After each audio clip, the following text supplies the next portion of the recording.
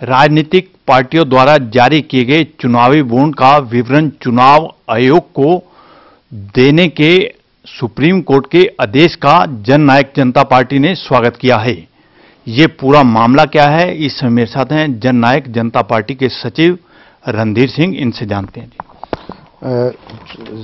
माननीय supreme court का एक आदेश आया है जिसके अंदर सभी राजनीतिक पार्टियों को जो चंदा चुनावी बॉन्ड के रूप में दिया जा रहा है उसके बारे में इलेक्शन कमीशन को 30 मई तक सभी दानदाताओं का विवरण उपलब्ध कराने के लिए सीलबंद लिफाफे में आदेश दिया है, जो कि बहुत ही स्वागत योग्य है क्योंकि इसमें पारदर्शिता चंदे के बारे में आएगी।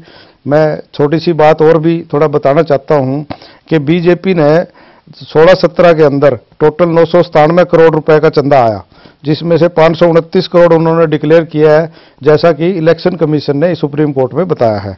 और 468 करोड़ जो बचा उसको ये प्रज्यूम करके मान रहे कि ये शायद इन्होंने कैश चंदा इनके पास आया होगा। और उसके बाद 17-18 में इनके पास 990 करोड़ रुपए चंदा आया, जिसमें से ये रिफ्लेक्ट करता है कंट्रीब्यूशन जो है वो 438 करोड़ है और बैलेंस जो है 552 करोड़ और 210 करोड़ भी इसको ये मान के चल सकते हैं ये इलेक्ट्रोल चुनावी बॉन्ड के द्वारा आया गया चंदा है, जिसको डिस्क्लोज नहीं किया है, चाहे कांग्रेस पार्टी है चाहे बीजेपी है, और इसको डिस्क्लोज किया जाना चाहिए, ऐसे सुप्रीम कोर्ट के आदेश हैं। इसी प्रकार बीजेपी ने 210 करोड़ का डोनेशन इलेक्ट्रोल बॉन्ड का 2017-18 में, जो कि 31 दिसंबर तक इनके पास चंदे के रूप में आया है। और कांग्रेस पार्टी को भी जो डोनेशन आया है वो कैश डोनेशन जो है 77% से लेकर 84% तक इंक्रीज हुई है। जो कांग्रेस ने 160 करोड़ 16-17 में आया था, जो 42 करोड़ दिखाया उन्होंने कंट्रीब्यूशन, लेकिन जो इंडिकेटिंग डेट 138 करोड़ जो है ना वो कैश डोनेशन है, और 17-18 में कांग्रेस ने 168 करोड़ दिखाया है। तो इसका मतलब यह है कि जो कैश चुनावी बॉन्ड के थ्रू भी कांग्रेस के पास भी चंदा काफी करोड़ों की रकम में आया है।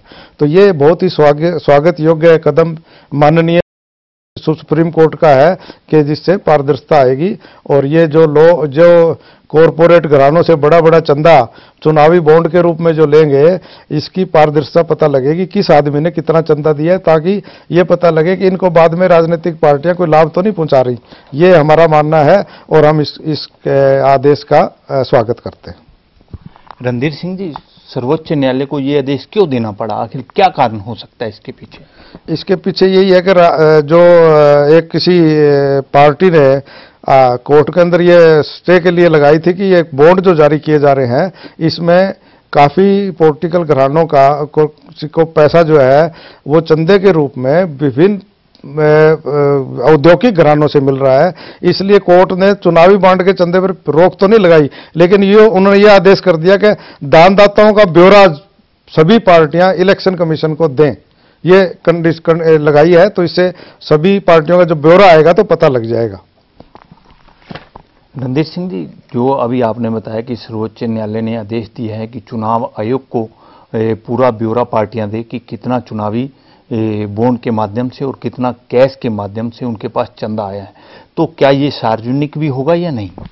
इसको अभी तक कोर्ट के आदेश है, नेक्स्ट 30 मई तक उन्होंने कोर्ट ने कहा है कि ये सार्वजनिक करके उनको इलेक्शन कमीशन को बताएं। उसके बाद नेक्स्ट डेट पे आदेश जो सुप्रीम कोर्ट करेगी उसके बाद पता लगेगा सार्वजनिक करेंगे या नहीं करेंगे। हमारी पार्टी के ये तो डिमांड ये सार्वजनिक किया जाना चाहिए, ताकि पारदर्शिता सभी आदमी सभी जनता भारत की पूरे देशवासियों को पता लगे कि चंदा कहाँ से आ रहा है, कैसे आ रहा है, कैसे हजार करोड़ रुपए एक साल में चंदा आ रहा है, वो तो उसका विवरण सार्वजनिक रूप से होना चाहिए। ये थे मेरे साथ जननायक जनता पार्टी के सचिव रणधीर सिंह।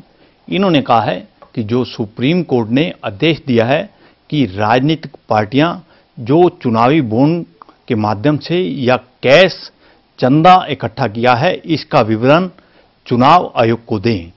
इसके साथ साथ इन्होंने ये भी मांग की है कि ये जो चुनावी बॉन्ड के माध्यम से इकट्ठा किया गया या कैश इकट्ठा किया गया चंदे को सार्वजनिक किया जाए, ताकि आम लोगों को पता चल सके कैमरामैन संजय के साथ अनिल कुमार, टोटल न्यूज, चंडीगढ़।